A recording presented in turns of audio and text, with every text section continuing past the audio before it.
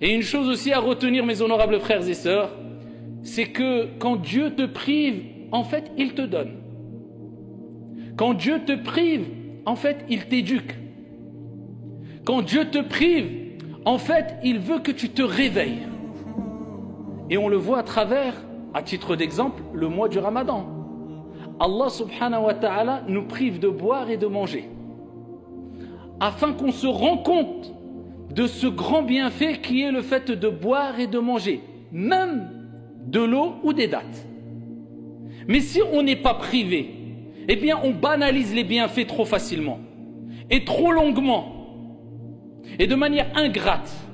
Et on mange et on boit quelquefois sans remercier Dieu, sans prendre conscience que c'est un des plus grands bienfaits parmi ces bienfaits de la vie d'ici-bas.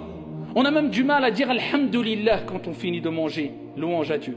Bismillah au nom de Dieu quand on commence à manger. Pourquoi? La banalisation des bienfaits. Et ça c'est un grand mal qui nous touche toutes et tous, quand on banalise les choses. En fait, quelquefois, ou quelque part on peut dire qu'on est un peu pourri gâté. Vous avez un enfant, quand on le rend pourri gâté, tout ce qu'il veut, il donne plus d'importance à ses jeux, aux cadeaux qu'on lui donne, à peine il dit merci. On est un peu pourri gâté, nous.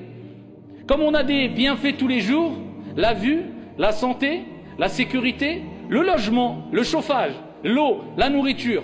Peu d'entre nous remercient Allah comme il se doit. C'est pour cela qu'Allah Azza wa Jalla a dit وَقَلِيلٌ مِّنْ عِبَادِيَ الشَّكُورِ. Et peu de mes serviteurs seront reconnaissants. Et certains compagnons, certains pieux disaient Allahumma j'alna minal qalil. Oh Allah, fais de nous des gens qui font partie du peu, de la petite quantité. Parce que Dieu a dit peu vont être reconnaissants vis-à-vis d'Allah. Et quand Dieu te prive, eh bien c'est pour te rappeler